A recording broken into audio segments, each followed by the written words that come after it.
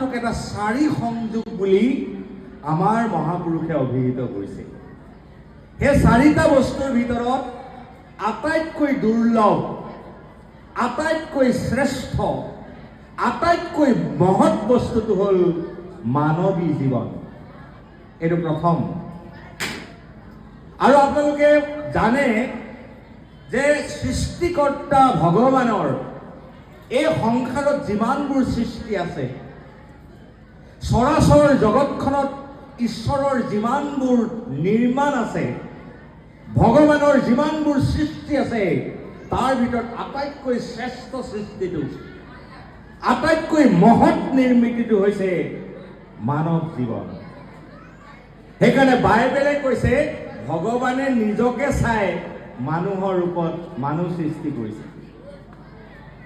মানৱ ভগৱানৰ আটাইতকৈ শ্ৰেষ্ঠ নিৰ্মাণ, মানৱ ভগৱানৰ আটাইতকৈ শ্ৰেষ্ঠ সৃষ্টি, মানৱ জীৱন ভগৱানৰ সৰ্বশ্ৰেষ্ঠ দান। আৰু তিনিটা কথা লগত যোগ কৰিছে আমাৰ মহাপুৰুষে।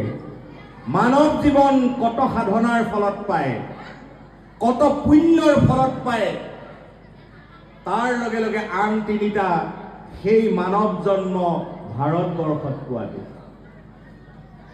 ৩ নম্বৰ কলি যুগত জন্ম হোৱাটো, আৰু ৪ নম্বৰ ৰাম নামৰ লগত পৰিচয় পোৱাটো। গতিকে মানৱ জন্ম, ভাৰতবৰ্ষ, কলিযুগ আৰু ৰাম নাম, এই ৪টা সংযোগ পোৱাটো আমাৰ পৰম সৌভাগ্য। মহাপুৰুষ মাধৱদেৱে এই ৪টা কথাৰ মাজতে এটা বৰ দৰকাৰী কথা সোমোৱাই দিছে। এই ৪টাৰ ভিতৰত ৩টাই সাৰশূন্য যদি এটা ভালকে নকৰে। শুনিব কথাটো, ৪টাই অত্যন্ত মহান সংযোগ। মনুষ্য জন্ম, ভাৰতবৰ্ষ, কলিকাল, ৰাম নাম। কিন্তু মহাপুৰুষ মাধৱদেৱে কৈছে ৪টাৰ ভিতৰত ৩টাই কিন্তু সাৰশূন্য হ'ব যদি এটা বস্তুৱে ৪টাৰ ভিতৰত ভালকে চিনি তাক নলয়। মনুষ্য জন্ম লোৱা অসাৰ্থক যদি সেই বস্তুটো নিচিনে।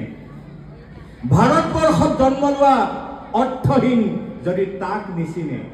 কলি যুগত জন্ম হোৱাটো অৰ্থহীন যদি তাক নিচিনে। সেই ৪টাৰ ভিতৰৰ আটাইতকৈ চিনিবলগীয়া, গ্ৰহণ কৰিবলগীয়া, পালন কৰিবলগীয়া, সাধনা কৰিবলগীয়া বস্তুটো হ'ল ৰাম নাম। মনুষ্য জন্ম হ'ল, ৰাম নাম নহ'ল, ইজুকেল টু জিৰ'। ভাৰতবৰ্ষত জন্ম হ'ল, ৰাম নাম নহ'ল, সমান শূন্য। নহয়, কলিযুগ পালে ৰাম নাম নহ'ল, সমান শূন্য। কলিযুগত জন্ম হ'ল, লগত ৰাম নাম, জীৱন ধন্য। মনুষ্য জন্ম পালে লগত ৰাম নাম, জন্ম সফল। ভাৰতবৰ্ষত জন্মগ্ৰহণ কৰিলে লগত ৰাম নাম, আপোনাৰ জন্ম সাৰ্থক হৈ গ'ল। মহাপুৰুষ শ্ৰীমন্ত শংকৰদেৱ গুৰুজনাই আৰু মহাপুৰুষে আমাক মনত পেলাই দিছে যে দুৰ্লভ মানৱ জন্মটো পোৱাৰ পিছত ইয়াক সাৰ্থক কৰিবৰ কাৰণে আমাৰ কিন্তু কৰ্তব্য আৰু সাধনা আমাৰ কাৰণে কিন্তু আছে। সেই সাধনাটোকে মহাপুৰুষে কৈছে ৰাম নাম, সেই সাধনাটোকে কৈছে হৰি ভক্তি, সেই সাধনাটোকে কৈছে কৃষ্ণ গুণযক শ্ৰৱণ কীৰ্তন। আমাৰ মহাপুৰুষ মাধৱদেৱে বৰ ধুনীয়াকৈ এজোকা পদ লিখিছে। ধন্য কলি যুগ, ধন্য ৰাম নাম,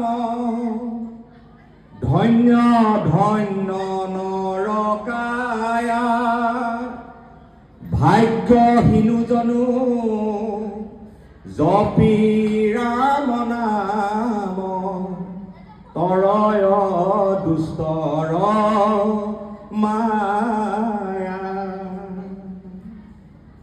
অকল ভাগ্যৱান জনেই তৰিব তেনে নহয়।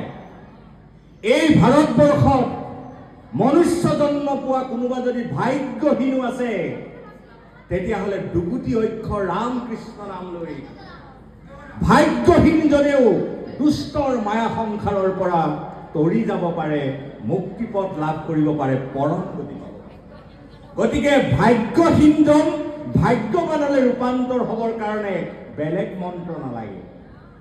ভাগ্যহীনজনক পৰম সৌভাগ্যৱান হ'বৰ কাৰণে বেলেগ সাধনা নিষ্প্ৰয়োজন, এটাই সাধনাৰ প্ৰয়োজন, সেইটোৱে হ'ল ৰামকৃষ্ণ নাম। সেইকাৰণে মহাপুৰুষে কৈছে, যিটো মহাজনে ঈশ্বৰ কৃষ্ণ ভজয় পদ কমল, কুল উধাৰিল আপোনো তৰিল, তাৰে হে জন্ম সামফল।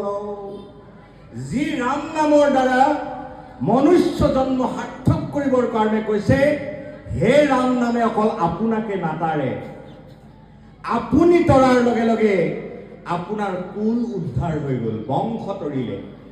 আৰু বংশ তৰাৰ